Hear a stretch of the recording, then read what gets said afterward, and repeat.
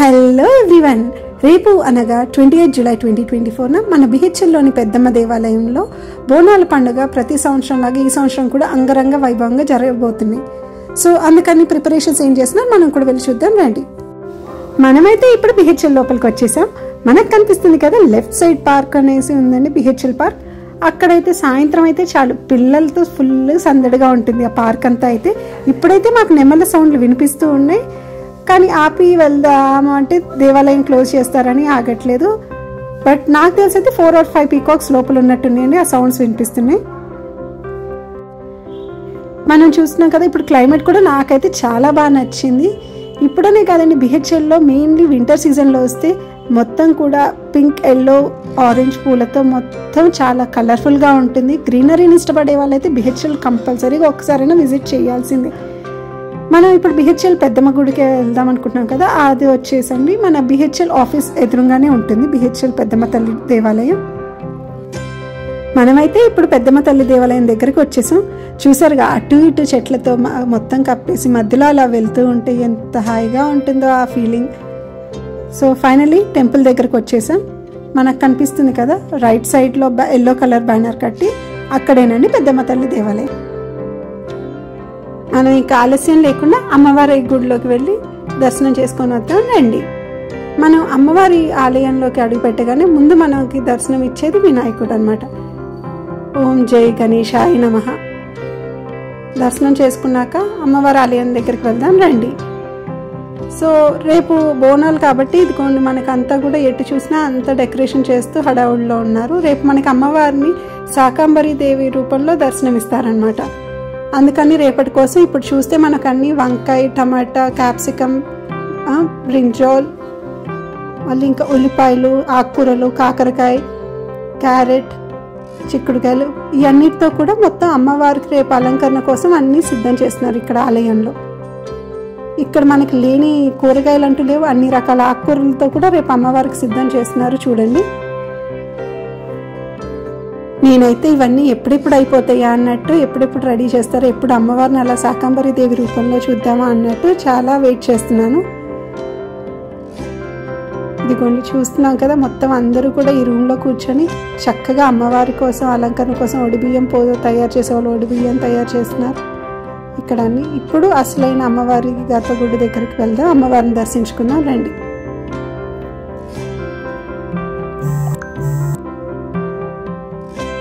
ఓం శ్రీ మాత్రే నమః. అమ్మవారిని చూసారండి ఎంత చక్కగా ఉన్నారు. ఇక్కడ అమ్మవారు వచ్చేసి స్వయంభూ అండ్ చాలా పవర్ఫుల్. ఏదన్నా గట్టిగా అమ్మవారిని మనస్ఫూర్తిగా కోరుకుంటే తప్పనిసరిగా జరుగుతూ ఉందండి. ఇక్కడ ప్రతి సంవత్సరం అమ్మవారికి బోనాలు అనేది ఆనవాయితీగా జరుగుతూ ఉంటుంది.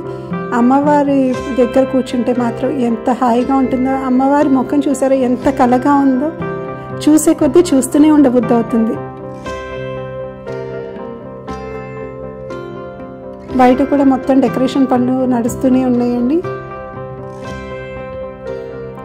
చుట్టూరు కూడా. మీరందరూ కూడా రేపు వచ్చి అమ్మవారి ఆశీస్సులు తీసుకుంటారని కోరుకుంటూ ఉన్నాను. సో ఇప్పుడైతే ఆ కూరగాయలన్నీ కూడా తీసుకొచ్చి అమ్మవారికి అలంకరణ చేస్తున్నారు, రండి చూద్దాం. ఇప్పటికే అన్ని లైట్స్ అన్నీ ఆఫ్ చేసి ఉన్నాయి, బట్ ఎందుకంటే డెకరేషన్ చేస్తున్నారని ఇంకా ఎన్ని వైర్లతో లాగుతూ మొత్తం లైట్స్ ఆఫ్ చేశారు.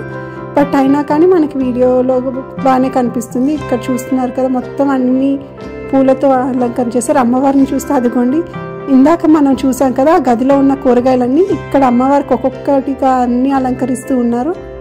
మొత్తం కింద ఇప్పుడు క్యాప్సికమ్ అన్నీ పెట్టారు, సొరకాయలన్నీ కింద పెట్టేసి. పైన చూస్తే మీరు పచ్చిమిర్చి, దొండకాయ, నిమ్మకాయలతో మొత్తం అలంకరణ చేస్తూ ఉన్నారు అమ్మవారికి. కానీ అమ్మవారిని అలా అలంకరిస్తూ చూస్తుంటే అదిగోండి ఎంత చక్కగా ఉన్నారో. పైనన్నీ కూడా చూసారు కదా, పైనన్నీ ఆకుకూరలతో చాలా బాగా అలంకరణ చేశారు. ఇప్పుడు కిందేమో అన్ని రకాల కూరగాయలు, ఇప్పుడు కాకరకాయలతో అమ్మవారికి దండ వేస్తున్నారు.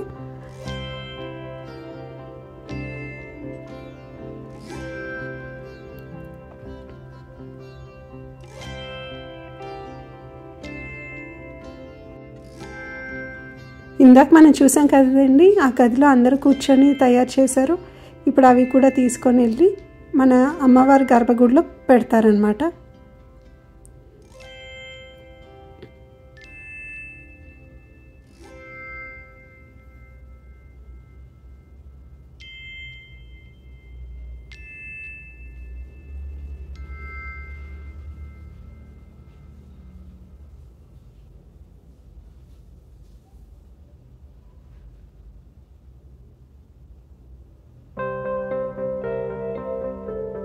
ఇప్పుడు ఇక్కడ కూడా అన్నీ అలంకరణ చేస్తున్నారండి. మీరు చూసినట్టయితే కాకరకాయ దండలతో మొత్తం వేస్తూ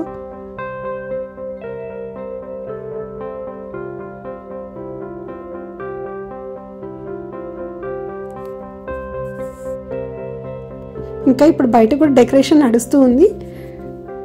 రేపు పొద్దున కానీ మీరు ఎవరైనా వచ్చినట్లయితే చూడండి, చాలా అందంగా ఉంటుంది బయట ఆలయం మొత్తం కూడా, బయట కానీ లోపల కానీ. ఇప్పుడైతే మధ్యాహ్నం 12 అయింది. అమ్మవారికి హారతి ఇస్తున్నారండి.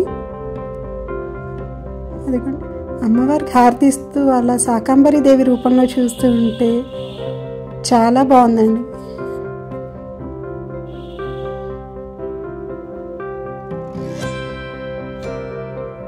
ఇదిగోండి బయట కూడా చూస్తున్నాం కదా, డెకరేషన్ వర్క్ అయితే ఇంకా అంతా నడుస్తూ ఉంది. రేపు పొద్దున కల్లా మొత్తం సిద్ధమవుతుంది. మన బోనాలు తీసుకొచ్చినవన్నీ కూడా అండి ఇక్కడ అమ్మవారి ఆలయం ఎదురుగా, ధ్వజస్తంభం ఎదురుగా ఇంకొక చిన్న ఆలయం ఉంటుంది, అక్కడ పెడతారనమాట. బోనాలన్నీ కూడా తీసుకొచ్చినాయి, రండి చూద్దాం.